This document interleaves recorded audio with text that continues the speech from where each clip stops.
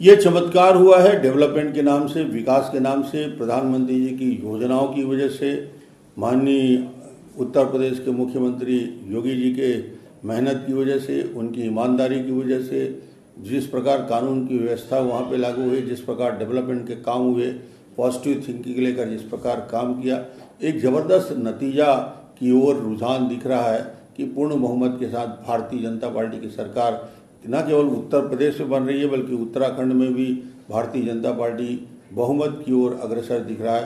साथ में मणिपुर में भी हम बहुमत की ओर जा रहे हैं, गोवा में भी हमारी सरकार बनने की स्थिति में दिख रही है।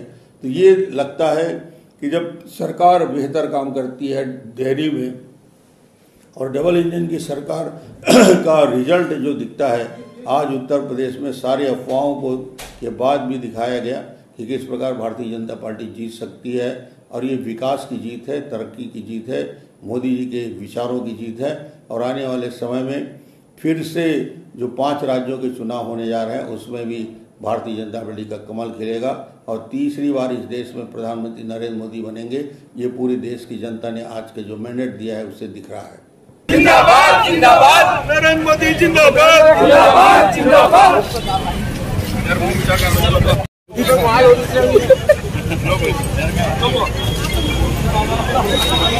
रूप से ये हम सब के लिए बड़ा ही उत्सव का दिन है। भारतीय जनता पार्टी नहीं, देश के लिए एक ये आज का ऐतिहासिक दिन है।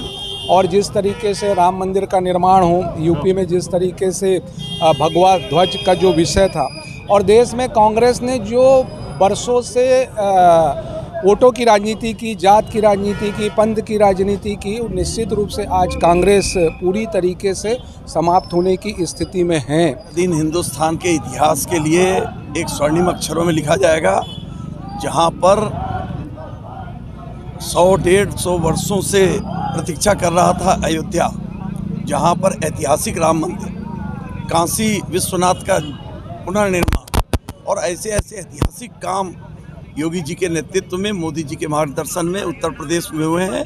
और उसके कारण 35 वर्षों बाद पहली बार वहां किसी दल ने दूसरी बार चुनाव जीता है। इसके बारे में आप क्या कहना चाहिए? पहली बार तो नहीं, लेकिन लगभग 85 के बाद पहली बार सरकार रिपीट हुई है। निश्चित रूप से पहले जो जाति धर्म की राजनीति वहाँ होती थी, उसको नकार करके उत्तर प्रदेश की जनता ने विकास को अपना मॉडल बनाया। और सबसे अच्छी बात यह है कि छत्तीसगढ़ के लोग वहां जा कर के चिल्लाते रहे कि छत्तीसगढ़ मॉडल की बात हो रही है, छत्तीसगढ़ मॉडल की बात हो रही है। पिछली बार उनकी 7 सीट थी, अब अभी तक के 2 सीट है, वो भी क्लियर नहीं हुआ है, पता नहीं होगा भी कि नहीं होगा। तो छत्तीसगढ़ सरकार को भी ये समझ लेना चाहिए कि पूरे देश में मोदी मॉडल ही काम करेगा, गुजरात मॉडल काम करेगा, छत्तीसगढ़ मॉडल काम नहीं करने वाला है। छत्तीसगढ़ में लोगों को धोखा दिया जा रहा है।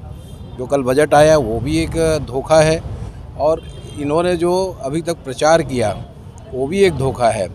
अब हम 23 और 24 में छत्तीसगढ़ और देश में बीजेपी की सरकार बनाने की तैयारी में लगे हुए हैं।